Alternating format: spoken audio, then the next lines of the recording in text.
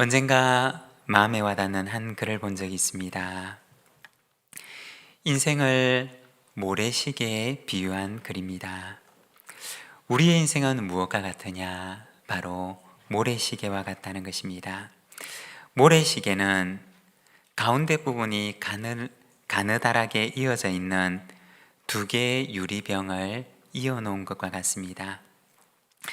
유리병의 한쪽에는 모래를 가득 채워놓고 또 다른 한쪽에는 빈 유리병으로 그대로 둡니다.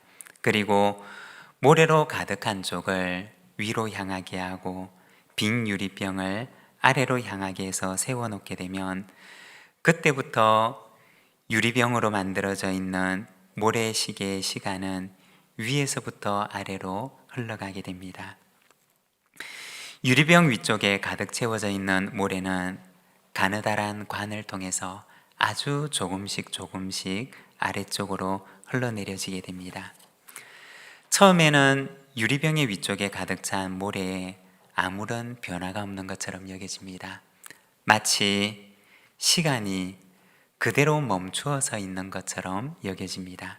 그러나 사실은 시간이 멈추어선 것이 아니라 시간은 끊임없이 흘러내리고 있습니다. 그렇게 모래가 흘러내리다가 언젠가 모래로 가득 찬 위쪽의 유리병에 더 이상 흘러내릴 모래가 남아있지 않은 순간이 오게 됩니다. 신약 성경이 기록된 헬라어를 보게 되면 시간을 나타내는 두 개의 단어가 있습니다. 마치 모래시계 위에 있는 모래처럼 끊임없이 그리고 의미 없이 흘러내려가는 크로노스라고 하는 시간과 그리고 흘러내려가는 그 시간 속에서 나에게 특별한 의미로 다가오는 의미의 시간, 카이로스라고 하는 시간이 있습니다. 우리의 인생은 의미 없는 모래알 같은 시간으로만 가득 채워진 것이 아니라 모래알 사이에 숨겨져 있는 의미로 가득 차 있는 의미의 시간으로 또한 채워져 있습니다. 고린도전서 6장 2절의 말씀을 보면 보라 지금은 은혜 받을 만한 때요 보라 지금은 구원의 날이로다. 지금이라고 하는 이 시간을 은혜의 시간으로 구원의 시간으로 붙들 것을 말씀하고 있습니다. 나의 인생을 흘러가는 의미 없는 시간으로 가득 채우는 것이 아니라 구원의 시간으로 은혜의 시간으로 감사의 시간으로 그리고 회개의 시간으로 나의 인생을 하나님과 나의 사랑의 시간으로 만들어가는 우리 부산진 모든 믿음의 가족들이 되시기를 바랍니다. 오늘은 우리가 사도행전 2장 말씀을 통해서 부흥케 하소서 다시 회개라는 제목으로 우리가 이 말씀을 함께 묵상하고자 합니다. 우리가 지난 주일에 잠시 말씀을 나누었던 것처럼 이 사도행전은 누가복음과 함께 누가에 의해서 기록된 책입니다. 누가복음은 예수님의 지상 사역에 대해서 소개를 하고 있고 그리고 이어지는 사도행전은 예수님의 지상 사역이 어떻게 교회의 시작으로 이어졌는가를 보여주고 있습니다. 만일 우리가 누가의 기록이 없었더라면 교회라고 하는 공동체가 어떻게 시작되었는지 우리는 알 수가 없었을 것입니다. 그러나 누가의 기록을 통해서 우리는 교회가 시작되는 그 생생한 현장을 기록을 통해서 보게 됩니다. 이처럼 사도행전은 교회의 시작을 우리에게 보여줍니다. 말씀을 보면 누가복음 마지막 부분에 보면 약속하신 성령을 기다리라고 하시는 주님의 약속의 말씀이 있었고 그리고 이어지는 사도행전 말씀을 보게 되면 제자들은 마가의 다락방에서 주님께서 약속하신 그 성령을 기다리며 간절히 기도합니다. 그리고 기도하는 그곳에 약속하셨던 성령의 임재가 있었고 누가복음 2장의 말씀을 보게 되면 거기에는 마치라고 하는 말로밖에 표현할 수밖에 없는, 설명할 수 없는 신비한 현상이 일어나게 되었습니다. 누가복음의 사도행전의 기록을 보게 되면 기도하는 그곳에 하늘로부터 급하고 강한 바람 같은 소리가 있었고, 마치 불의 혀처럼 갈라지는 것이 기도하는 사람의 각 사람 위에 머물러 있었음을 말씀을 합니다. 그리고 기도하던 사람들은 다 성령의 충만함을 받아서 다른 언어로 말하기 시작하였다고 말씀을 합니다. 이것이 바로 교회가 시작될 때 마가의 다락방에서 기도하던 사람들에게 일어났던 현상들이었습니다. 그날 마가의 다락방에서 일어났던 그 현상들은 신비한 현상들이었고, 그리고 설명하기가 힘든 현상들이었습니다. 그러나 그 일 이후에 그들에게 일어났던 일들은 누구나 이해할 수 있는 일들이었고, 그리고 누구에게도 설명할 수 있는 일들이 일어납니다. 바로 죄에 대한 회개와 의로운 삶을 향한 변화가 그들에게 나타났던 것입니다. 여러분, 우리가 꼭 기억해야 하는 것이 있는데, 기독교는 밀실의 종교가 아니라는 것입니다. 기독교는 밀실에서 일어나는 신비적인 현상만으로 말할 수 있고 이해할 수 있는 것이 아니라는 것입니다. 신비적인 현상이 있을 수도 있지만, 그러나 그것보다 더 중요한 것은 그 이후라는 것입니다. 오순절 성령의 임재 이후에 제자들에게 일어났던 삶의 변화를 말하는 것입니다. 여러분, 우리가 만일에 생각을 해본다면, 만일에 2000년 전 그곳에 신비한 현상들만 있었고 그 이후에 이어지는 삶의 변화가 없었다면 어떻게 되었을까요? 교회가, 기독교가 그 당시 사회에 그만큼 영향력을 가질 수가 있었을까요? 그렇지 못했을 것입니다. 시간을 거슬러 와서 오늘 이 시간에 우리가 다시 생각을 해본다면, 만일에 지금의 교회가 신비적인 현상만 바라고 신비적인 현상만 가지고 있고 이어지는 삶의 변화에 대한 증거가 없다면, 그 교회는 이 사회 가운데 영향력 있는 존재로 살아남을 수가 있을까요? 그럴 수 없을 것입니다. 신비적인 현상도 중요하지만, 그러나 그것보다 더 중요한 것은, 그리고 오늘날의 교회가 이 땅 위에 존재하는 이유는 바로 그 이후의 삶의 변화 때문입니다. 그 이후의 삶의 변화에 대한 증거가 있기에 교회는 이 땅 위에 영향력 있는 존재로, 있어나만한 존재가 아니라 꼭 있어야 한 존재로 설 수 있는 것입니다. 기독교는 밀실이 아니라 광장에서도 말할 수 있어야 합니다. 한 신학자는 말하기를, 기독교를 가리켜 광장에 선 기독교라고 이야기를 했습니다. 광장이라고 하는 것은 어디냐? 모든 사람에게 열린 곳이고 누구나 함께 모이는 곳이고, 그리고 거기에서 어떤 주제든지 함께 토론할 수 있는 장소를 말하는 것입니다. 기독교는 밀실이 아니라 광장에서도 기독교의 가치를 말할 수 있어야 한다는 것입니다.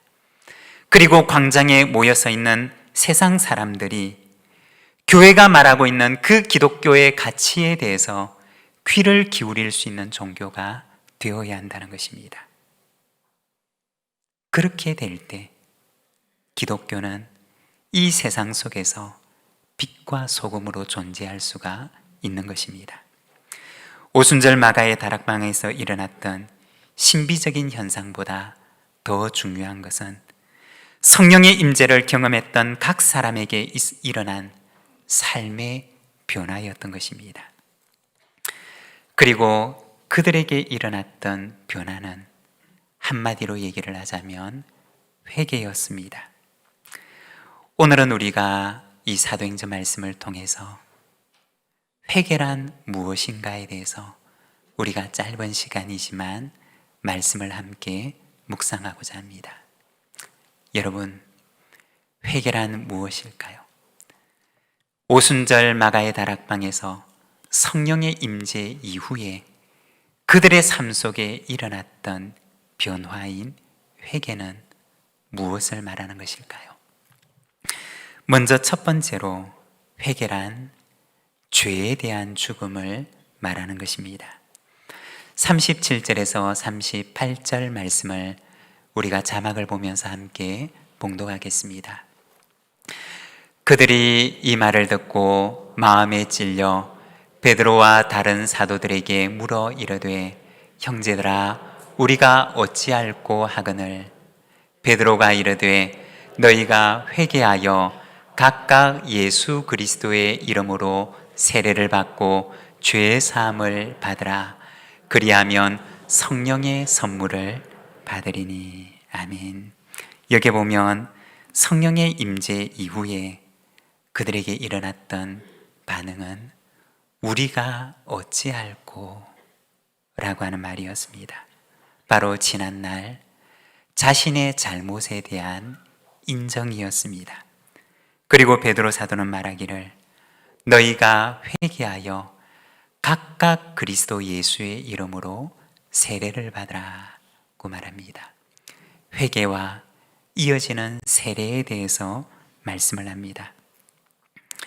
회개라고 하는 말은 헬라어로 메타노에오라고 하는 말인데 이 말의 의미는 마음의 변화, 생각의 변화를 말하는 것입니다. 그리고 이어서 베드로는 예수 그리스도의 이름으로 세례를 받으라고 말합니다. 예수님 당시에 그리고 초대교회 당시에 세례 예식은 물에 잠기는 예식이었습니다. 머리부터 시작해서 온 몸이 전부 물에 잠기는 예식으로 이 세례식이 거행되었습니다. 세례란 무엇이냐? 바로 죽음을 말하는 것입니다. 옛사람의 죽음, 그리스도를 알기 이전에 그의 자아의 죽음을 말하는 것입니다. 옛사람이 죽고 새 사람으로 다시 살아나는 것, 그것이 바로 세례의 의미입니다. 회개란 무엇이냐? 바로 이 옛사람의 죽음을 가리키는 말입니다. 로마서 6장 6절의 말씀을 보면 이렇게 말씀을 합니다. 우리가 알거니와 우리의 옛사람이 예수와 함께 십자가에 못 박힌 것은 죄의 몸이 죽어 다시는 우리가 죄에게 종노릇하지 아니하려 함이니. 십자가의 의미와 세례의 의미와 회개의 의미를 말하는 것입니다. 회개란 무엇이냐?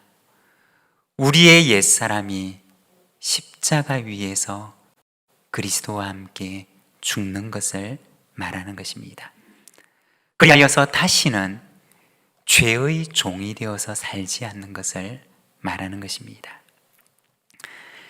옛사람은 어떤 사람이냐? 십자가 이전의 사람입니다. 십자가를 경험하지 않은 사람입니다.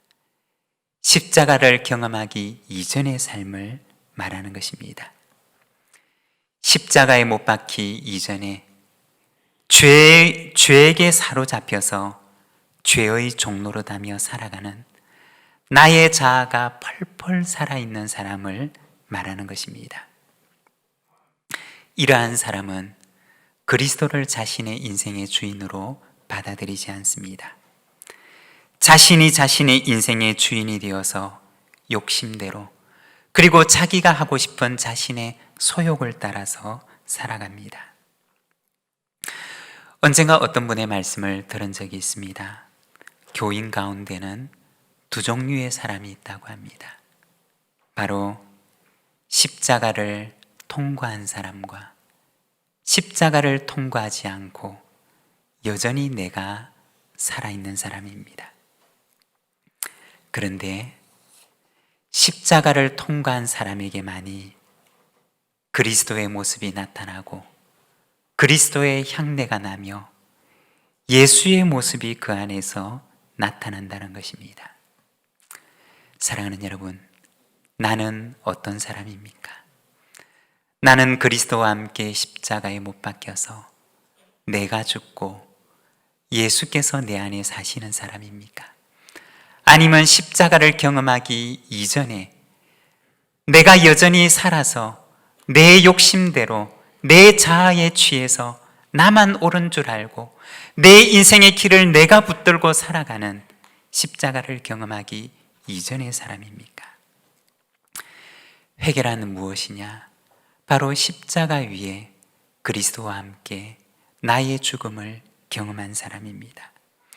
그리고 십자가의 능력을 따라 예수 그리스도를 따라가는, 내가 죽고 예수로 사는 바로 십자가의 사람, 바로 그것이 회개의 삶을 살아가는 사람입니다. 사랑하는 여러분, 저와 여러분의 삶 속에 십자가의 능력이 나타나기를 원합니다.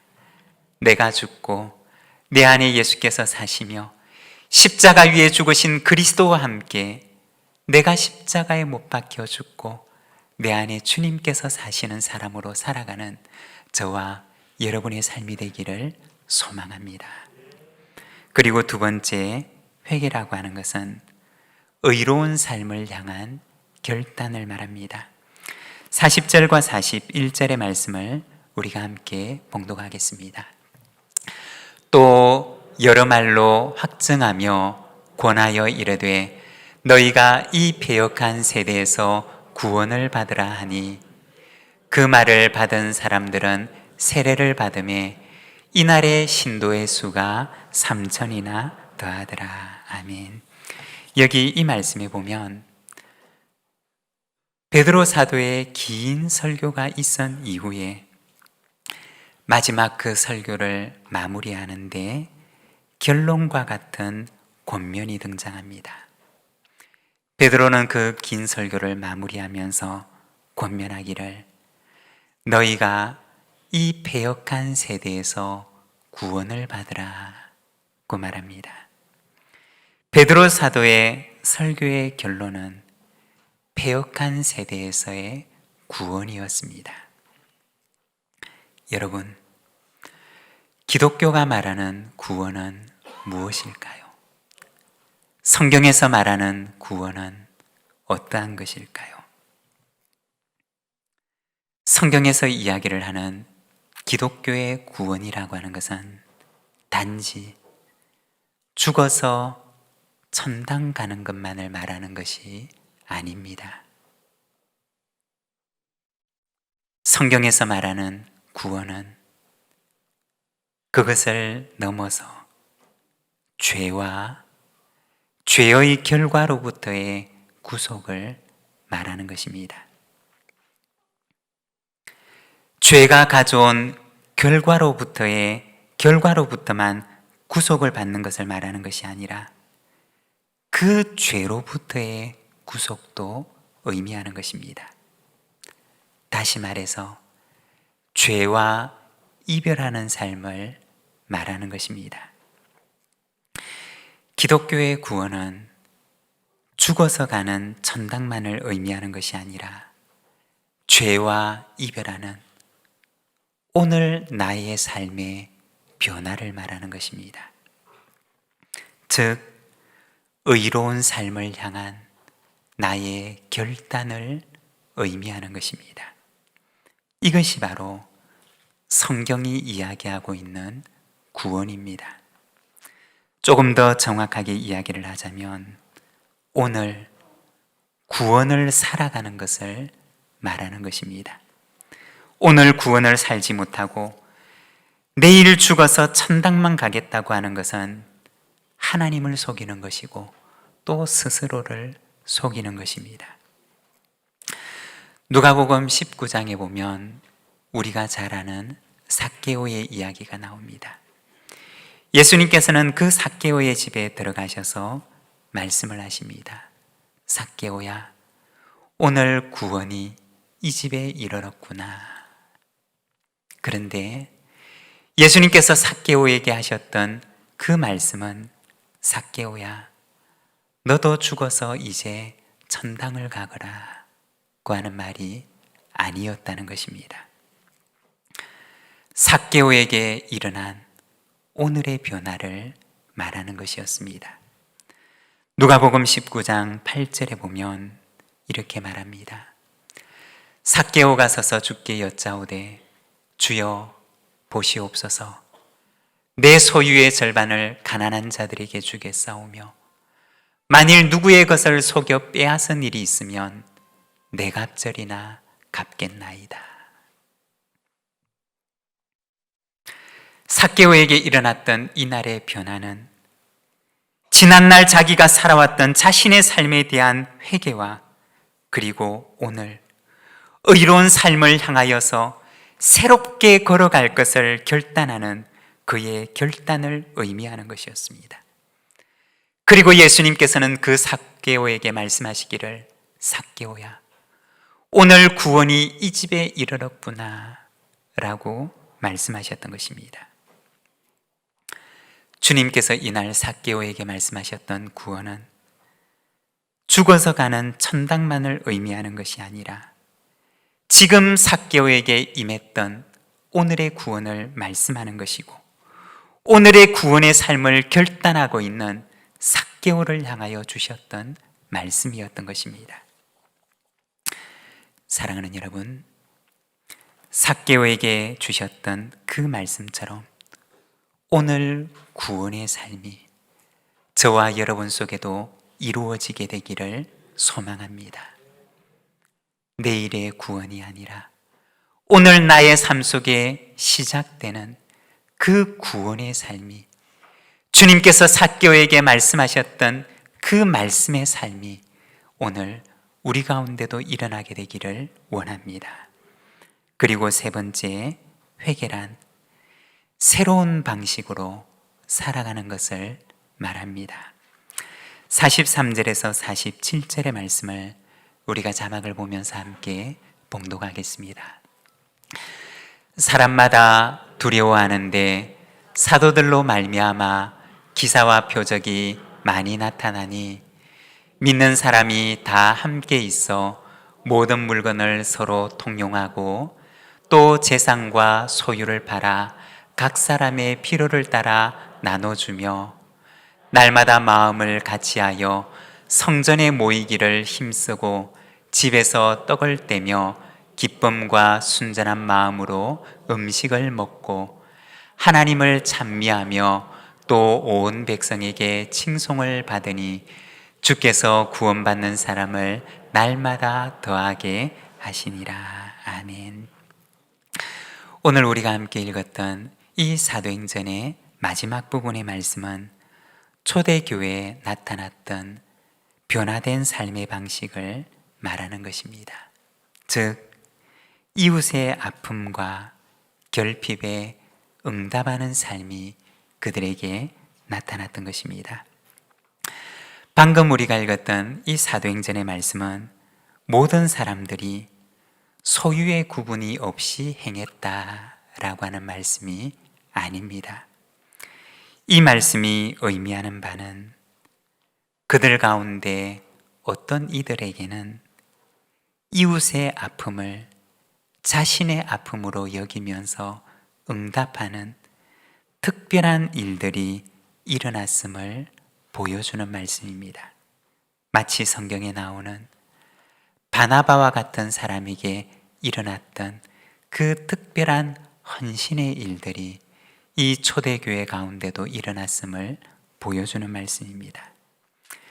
그들은 성전에 모이기를 힘쓰며 하나님을 사랑했고 또한 이웃의 아픔을 도우면서 이웃을 사랑하는 일들이 성령 임재 이후에 초대교회 성도들에게 나타났던 것입니다.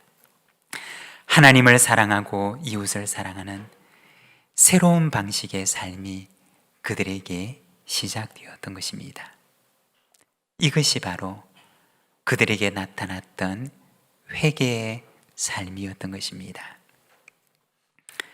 여러분, 우리는 부흥케 하소서라는 주제를 가지고 몇 주간에 이어서 말씀을 묵상하고 있습니다. 부흥이라고 하는 말의 의미는 우리가 나누었던 것처럼 그 말이 의미하는 바는 살아나다 또는 되살아나게 하다 라고 하는 뜻입니다. 부흥은 무엇이냐? 우리의 영이 하나님을 향하여서 살아나는 것입니다. 하나님 사랑으로 살아나고 또한 이웃을 향하여서 이웃 사랑으로 살아나는 삶, 그것이 바로 우리 속에 성령님께서 일으키시는 부흥의 역사입니다. 이 땅 위에 그리고 이 땅의 교회들 가운데 그리고 우리 속에 이와 같은 참된 회개와 참 부흥의 역사를 일으키시기를 소망합니다. 모래시계처럼 흘러가는 우리의 시간을 사랑의 시간으로 붙들고 감사의 시간으로 붙들고 회개의 시간으로 붙들고 은혜의 시간으로 붙들어서 하나님을 사랑하고 이웃을 사랑하는 삶을 살아가는 우리 부산진 모든 믿음의 가족들이 되시기를 바랍니다. 오늘 우리에게 주신 말씀을 생각하며 우리 함께 기도하겠습니다. 부흥은 다시 살아나는 것입니다. 하나님의 안에서 다시 살아나고 이웃을 향하여 다시 살아나는 것입니다. 내 안에 참 부흥의 역사가 있게 하옵소서. 우리 시간 하나님 앞에 함께 기도하며 나가겠습니다.